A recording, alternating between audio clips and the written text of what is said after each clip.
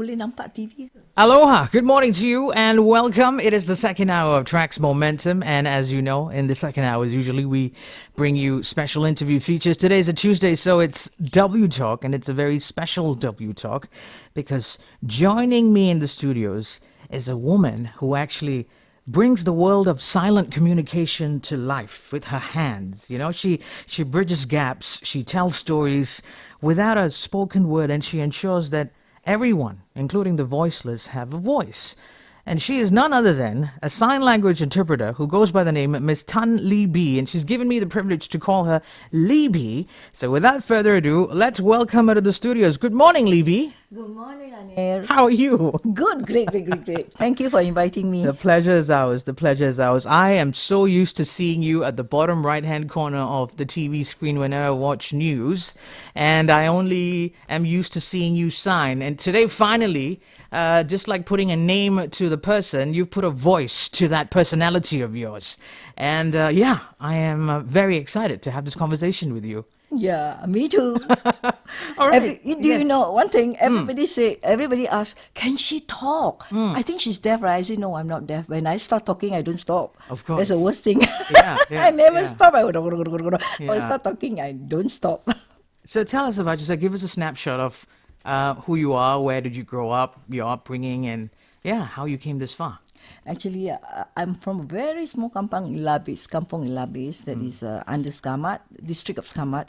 I was born in Skamat, I was brought up in Labis, and my mother is a rubber tapper, and my father is a headmaster in a Chinese school. Wow. Believe it or not, I do not know Chinese. The rest of my sister all can speak in Mandarin very well. And my children speak in Mandarin, but I cannot talk to them because I don't know how to speak in Mandarin. Oh, really? I have a lot of problems communicating with my children. I have a sister who's deaf, my younger sister. I see. She's deaf. The reason why I learned sign language because as she grew up, she's creating a lot of problems, you know.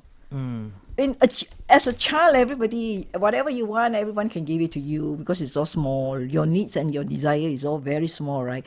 As you grow up, your desire and your need become bigger. So when she can't get it, she get herself very angry, and then she will start. I would say she will start creating trouble in the family. So then one day I was telling my sister, she was studying in KL. She was studying in KL in one of the school deaf school in Kuala Lumpur, near Bukit Nanas. And I told after my SPM, I told my sister, I said, I think I need to learn sign language so that to stop her from creating all this trouble. Yeah. I think the main reason is she needs a communication there. So then my sister said, up to you lah. I think it's good to go and learn lah. So that's the reason after my SPM, I went to the school, I observed, and I stayed with her lah. Both of us rented a small room, and then every morning I follow her to school as usual lah. So I go to school, and then I was actually watching the teacher teaching in the school. That's how I learned sign language. And at the same time, I'm also learning how to communicate with her, and she will teach me. I see. That's how that is the beginning of how I learn sign language, or how I work with the deaf. That is the beginning of it. The reason is because of my sister. Your sister? Wow. I don't have other reason. I don't have other reason that I want to be a teacher for the deaf. I want to be a sign language interpreter. There was nothing there. I have other ambition. My reason is actually I want to learn the sign because I love her very, very much. I really love her very much, and when she was in the normal school, I sent her to school. I ride those days I got motorcycle, not motorbike. I ride bicycle, going up the hill in Labis. There's one hill that's very sharp, very high. I will ride her up, I will never allow her to walk. This is the unique thing about learning alternative languages, because like I mentioned earlier, it bridges gaps, and it's helped bridge the gap between you and your sister. Yeah, it does. Right? And especially people who are hard of hearing, or people who are non-verbal. Yeah, they actually, the deaf will prefer if you call them deaf. Oh, really? They say you don't have to call me hard of hearing. I was very careful because I was thinking it would be pretty fragile because I feel the word deaf is a bit of a hard word. No, because we are deaf. We are deaf. Just call me deaf. Right. And then or they say cacat pendengaran. They say don't call me cacat pendengaran. Atau cacat bisu peka or deaf and mute. No, just call us deaf. We are happy. We are deaf. Indeed, we are deaf. Call us deaf. Call us orang peka OP lah. They call it as OP lah, orang peka. Don't call us cacat pendengaran OKU, pendengaran and all this. No, just call us deaf. So simple. Sure. So now we know that is how it began. Yeah, that's the story of the story that it began. But how did it transition into becoming a full-time job for you, so to speak? Yeah, full-time job. I was a teacher. And then when my result came out, I'm actually, at that time, a computer just came out in Malaysia. It was starting embarking in Malaysia, Right. computer. So I went into computer, City and Guild in Stanford College, I think. Okay. Then my headmaster, the school headmaster came and principal came and see me. He said, we are running short of teacher. Would you like to be a teacher here? I said, no, I want to continue my studies. He said, no, you can continue later. You just be a teacher for a while. I said, okay. I never know. From that day onwards, I became a teacher, and eventually I became a sign language interpreter. I was a sign language interpreter come teacher like that time. Okay. All right. Yes. All right. So Our that's principal is a very active man. He was Mr. Tanyap, he's late Mr. Tanyap, and he's very active. And every holiday he will organize a lot of workshop for the deaf throughout whole Malaysia workshop. So and then we are asked to interpret. That's where we were trained. For all the deaf, we were trained and all. That's how during the school holiday. Let's jump in for a quick break. When we come back, you're going to tell us how hard it was, or how hard has it been for you to enhance your understanding and your knowledge in the field of sign language, all right? Okay. Today on W Talk, Anil on the mic is speaking to Tan Lee B, a sign language interpreter, on our topic titled From Gestures to Words. Don't go anywhere. W Talk will be right back.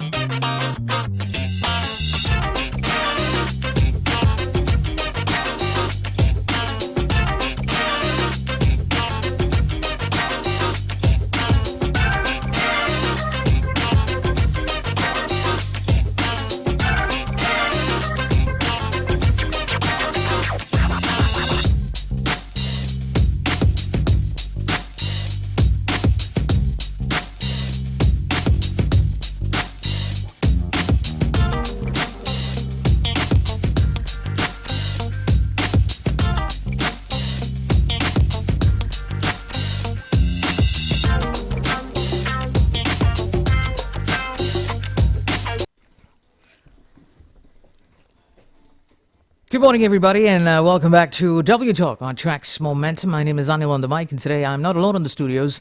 I'm joined by a very special person who bridges gaps and lets the people who are voiceless have a voice. And her name is Tan Lee B, a sign language interpreter for us as well here in RTM on a topic that we have titled From Gestures to Words. Lee B, welcome back to W Talk. I believe you were. Thank you. You were interpreting everything Yeah. that I was saying. Yes. Right. You know something? I got to tell you this. I was holding back from sharing this story with you. But growing up as a secondary school student, all right, there we go.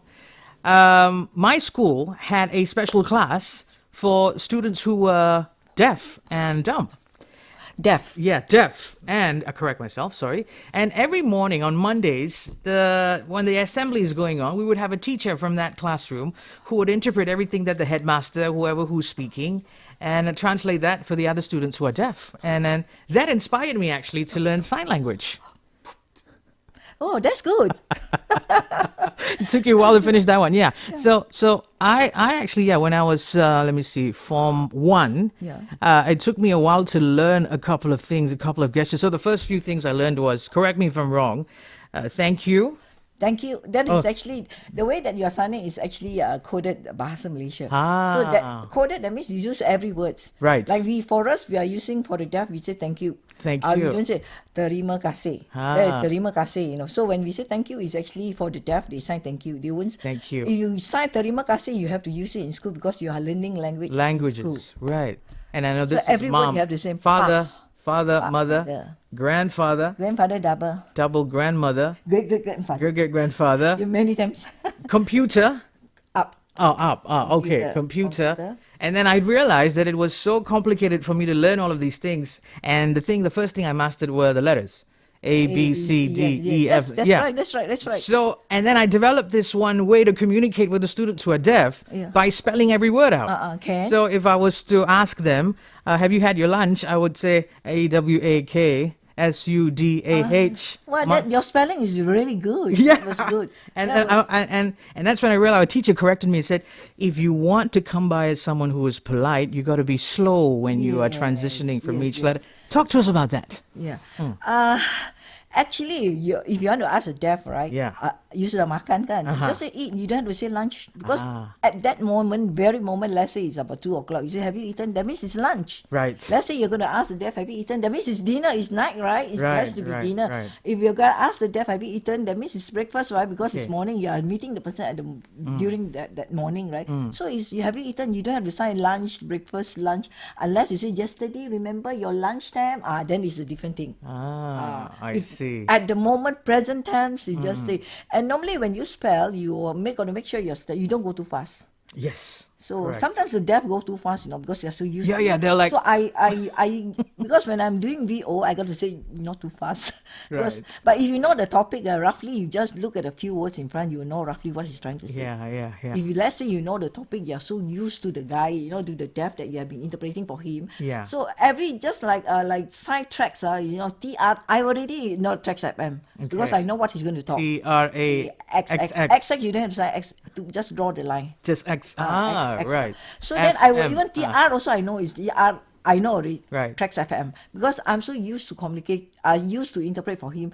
Then you roughly know all the words that he wants to sign. Just a few words when he spell, you know the whole. Right. Okay. Whole You would make it up. Now, but don't go too fast, Sure. And then also don't go up and down. Just now your my pace. Your I would say your signing is correct. A, B, C is correct. Okay. Perfect. But the only thing you move up and down. I see. Don't you think when you are looking at a person like that, you'll be looking okay. A, Now B, I understand. B, C. So just stay because I noticed them paying C. very close attention. And then sometimes when I'm too fast, they do this. Slow down. Slow down. They would say, okay, slow. and then do that. Slow.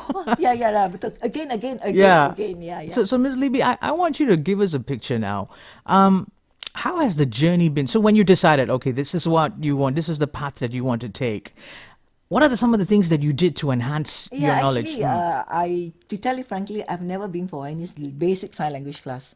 A lot of people got the certificates. I was actually asked to interpret for one lawyer in Australia. I think there's a Malaysian deaf. Okay. So he asked me, I say, I don't have, can I have your certificates, sign language certificates that you have been?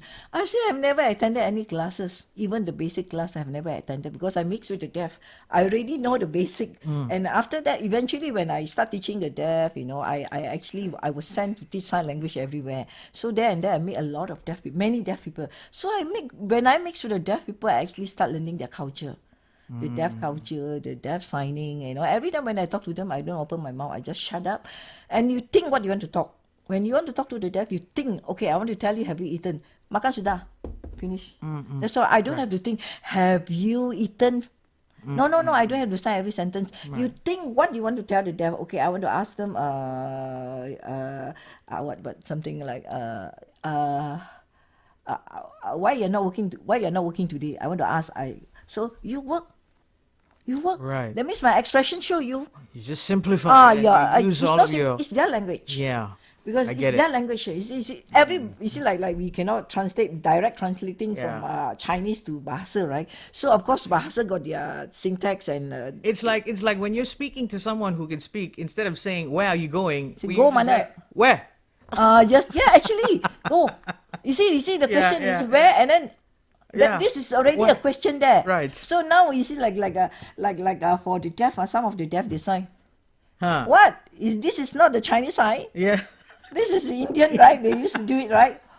This is actually what? I know, because there was once when I was with some students who are deaf, and then they were trying to identify me, and then another deaf student asked, "Is he a Malay or an Indian?" And the girl said, she did. But I don't blame her, but that's how she described me, and I was like, really hilarious. I get you. So actually, expression is part. We may talk about sign language. It's not only sign language. It's not the gesture itself, that comes in body language, your movement of body, and then secondly, your expression. Expression is very important. So like I can say, fabulous. There's no sign for fabulous. I say, Now I want to talk about the sign language as a language itself. I know there's an international standard of sign language that is sort of understood worldwide by deaf students. And then you just enlightened me that what I learned was actually Bahasa Melayu, the Malay. Bahasa Melayu, yes. You are signing based on every word that is KTBM, Kod Tangan Bahasa Melayu. So how many sign languages are there in the world? No, every country got their own sign. You see, in Malaysia, we have our Malaysian culture, right? So when we start, we eating like this, right? The Chinese culture is like this. Chopstick! And then, of course, I do not know why the deaf, they actually sign Indian like that, the way they read. Sometimes it's a bit different from the Malay. Oh, wow. The Malay is in a tip finger. So they say they're Indian, they like to mix it all up. And then they like that, you see. So because of every country got their own culture. China got their own culture, Korean own culture. So obviously about 45 to 50% is almost the same, the world sign language. I see. But the rest is their country sign. How many do you know? I can actually interpret international sign language. Okay. I can interpret Malaysian sign language. BIM, they call it as BIM. Bahasa Isyarat Malaysia, BIM. And I also can interpret ASL, American Sign Language. I went there. I was in America.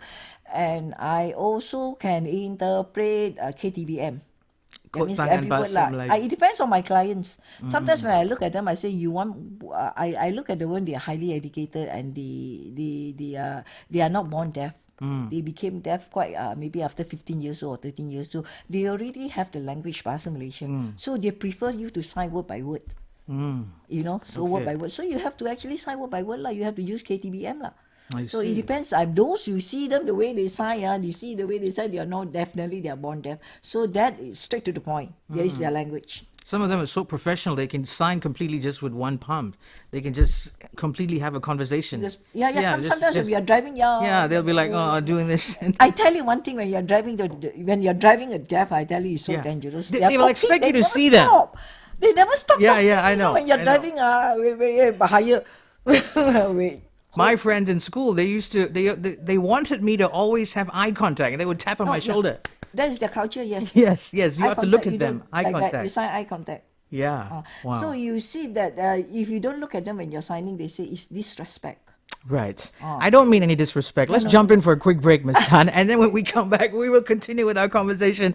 Today on W Talk, I'm speaking to Tan Lee B, a sign language interpreter, on our topic titled From Gestures to Words. Don't go anywhere. W Talk will be right back.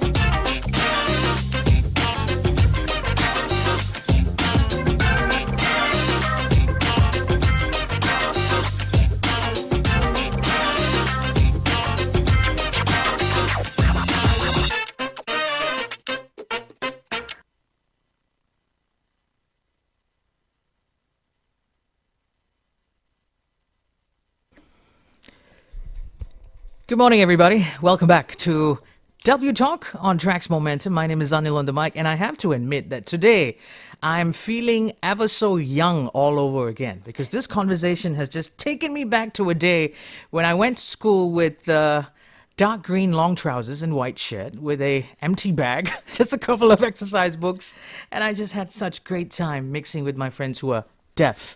And to talk to us about this world of turning gestures to, or sorry, rather words to, spoken words to gestures, I have in the studios Miss Tan Lee B, who's given me the privilege to call her Lee B. And she's also a regular here in RTM to interpret whatever our newsreaders deliver during the news. Lee B, welcome back to W Talk. Thank you so much. Now, just earlier on during the break when we were discussing, when we speak of spoken languages, every year new words get inducted into the dictionary as time evolves, right? Spoken languages evolve. Does sign language evolve too? Same. The sign language that we used to do last time, we used to follow the American sign. Tired. Is it just tired? Okay. No. The deaf say no. Tired. And tired, this is tired. If my expression is like this, it's only a little bit of tired. If I say, I'm very tired. So the facial expression is very important. Let's say I say, great, wonderful. Wow, if a deaf look at you and sign like that, it's not really great. Yeah. If they say, wow, then it's really, really great and fabulous. So it's the expression that shows. How big is your sign language lexicon? How many signs do you know? No, actually not many. Not many? Actually, sign language is not like the Oxford, dictionary. They have thousands and thousands. Yeah. So, but sign language, there's not many. That's why as an interpreter, what you need to do, you have to learn. Not only the meaning, you have to understand the meaning of the word, and there's no sign. You don't you ever think that, this is a sign, that sign. No, you have to understand, and you try to make it as simple as possible so that the deaf can understand. Okay, I just tell you one thing: deficit. Okay. Deficit. If I don't understand the meaning, I can't sign. The most I can do is DEFICIT. Betul tak? Okay. Betul tak? I spell. But the thing is how. Oh wait, sorry. So if the newsreader was to mention deficit, you would spell it out, and then live on air, you would. No, you don't. Even if I can spell it out, the deaf won't be able to understand. How many Right. deaf can really understand the word deficit? Even the hearing people won't understand. Just the word deficit, I need 3 signs. I Collection see. money. Ah. Okay, collection money, sikit. Pep, banyak. So, nothing left. Wow.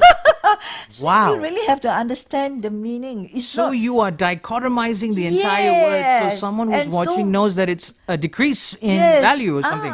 Then yes, and surplus. A lot of money there. Pay. I then pay. Whew, saving so much money. I'm so tempted to throw a challenge at you now. I want to do a flash commentary. I do sports here at Trax. Really? And I've never seen someone translate a sports commentator into sign language. Oh, it's very fast. Very fast. I have to like the things. Let's say if you want me to do sport, I have to like football. But so far, I don't think I don't seem to like football. Maybe those days, those was the day I really loved. During Mokhtar Dahari time, I Yeah. really watched at that time when I was young. Yeah. But nowadays, I don't watch. You see, if I like certain things, I will definitely do the best. If I do not know, I do not know what they're talking about. Right. So I was interpreting in Maybank, Hmm. I just Okay. last Friday I was interpreting for their town hall. Okay. And they have president, they have all this VVIP, Exco and all these people. And after the whole thing, the Maybankers and the workers, Maybanker staff came and asked me, we are working here, we don't even understand. All these acronym, CRX or whatever, XXX, they have Yes. acronyms. Acronyms, yeah. So what I say, how do you interpret? Can you understand? I say I don't understand. Jargons, How do you all of these interpret? jargons. Yeah. Yeah, how do you interpret? I say, whatever they say, whatever the president mentioned about the acronym, I will spell. And the most important thing, I have to understand what is this acronym doing to the market. I have to understand. Okay, there was a deficit, and what we have to do. I have to understand what he's talking about. This. So your knowledge has That's to be all. vast. Yes, and then they can tell me. They can say RTM. I don't know what is RTM, but you say RTM needs to develop. So that more people is watching. I have to understand RTM has to be leveled. They have to Wow. develop RTM so that more people is watching. I have to say, and then I pointed to RTM. It's referring to RTM, but I don't know what is RTM. Another thing is I'm trying to tell you that is one of the example. Today I discovered that being a sign language interpreter is a multidisciplinary profession. Yeah. You can't just master the signs you got to understand the subject that you're talking about. The latest one, I tell you, I was doing a talk. The latest one, our PMX, Datuk Sri Anwar, was talking about, there was, I think I was asked to interpret in English. Normally English, I'll do it. So it's one of the speech. The latest. He was talking about something very, giving a very a speech on Perutusan Khas, I think last week. Special address. And then he was talking, I have no idea what he's going to talk about. I asked everyone, nobody knows. I said, what he's going to talk? Actually, every time when I interpreted for him, I can tell you one thing. When I sit there, my heart is beating there. You're so anxious. Because you know why? He will use a lot of bombastic words, and we have never heard before. And the latest one that he mentioned is, he said, we will not focus on the tetek percik. We will not focus on perkara yang kecil. Then he don't say kecil, tetek percik. I say, don't tell me it's ayam percik. I say, I dare not sign. This is nothing to do with ayam percik.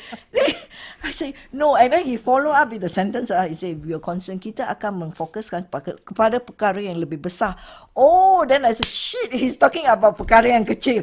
The meaning of tetek percik itu bukan ayam percik, itu perkara kecil. Remeh temeh or temeh remeh. Okay, very, very. You seem like someone who's got a lot of experiences to share, but we are short of time and we've come close towards the end of our conversation, Ms. Libby. But I've got a few things to take away from you. So if we can just briefly brisk through this, I want to get into your mind just very quickly. Since you interact a lot with people who are deaf, yes, you understand their feelings, you understand their emotions, you oftentimes know how to connect with them. And there might be things inside them, nuances that we tend to overlook. How do you think we should be treating them? The way that they are overlooked. We tend, the problem is we hearing people, we tend to say that when I sign, they understand. They understood. They look at you, they say, they don't understand, just walk off. They are not the kind of person that I don't understand. I'll tell you I don't understand. It's the same thing. They'll come and tell me, you see, I look at this interpreter, I don't understand what they are interpreting in TV, the news. But I just turn off the TV. That's why I don't watch. I go to sleep.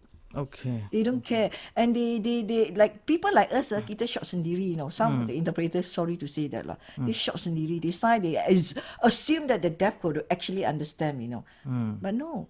Every time, you know what, I put myself, if I were deaf, can I understand or not? Put yourself, if you are deaf and you have no knowledge, your language is not good, you only know sign language, you know sign language, you can communicate with all the deaf, you are one of them. Can you understand me or not? Okay. I think that is pretty clear. Libby, thank you very much for setting aside your time. You dodged the challenge that I wanted to throw at you for you to translate a commentary, a boxing commentary, but never mind, we shall do it off air. But now we've come to the point where it's very important. W Talk is a flagship show right here on Tracks Momentum. It is an opportunity that producer Lisham and all the producers and myself here, we get a chance to speak to the millions of women and girls out there who just need that pat on their shoulder for them to be motivated, to be pushed to say that, you can do certain things in life and, just go ahead and do it. We are here to support you. And this is a seed planting moment. So I want you to look into the camera and I also want you to speak into the microphone some words of inspiration so that many years from now, a girl can come up to you and say that, Libby, thanks to your conversation with Anil on the mic, I'm inspired today. Take it away. Yeah. Those out there who are actually interested in interpreting, by looking at me, you are really, I'm interested to be an interpreter. Yes, go and learn sign language. As easy as the basic sign language. And you have to have the expression and also the body language and mix with the deaf. Like me, I have been mixing with the deaf. I have more deaf friends than the normal friends. I mix with them, and every now and then I learn new words from them. That's why I learn their language, so I can interpret using their language better than I'm using KTBM. Okay. So, and I also make sure that the deaf could actually understand me. And that's it. All right. Libby, thank you so much for being with us. We look forward to having you in the studios again. And you keep up with that wonderful, lively, cheerful personality of yours. And we are so thrilled to finally know that there's such a great personality behind all those gestures we see on TV. Have a lovely day. Thank you for inviting me. You're welcome. All right, that was a wrap for today's edition of W Talk. I just wrapped up a conversation with Tan Lee B, a sign language interpreter. Lots of things I learned today, now reminiscing on my childhood, my teenage years, so to speak, growing up, learning sign language. And today, Lee B tweaked my understanding a little bit, and I'm looking forward to having more conversations with her. We're going to break away for more songs. Coming up at 12 is the 12 o'clock news bulletin. And then after that, Anil on the mic will be back with you for another hour of Tracks Momentum. See you in a bit.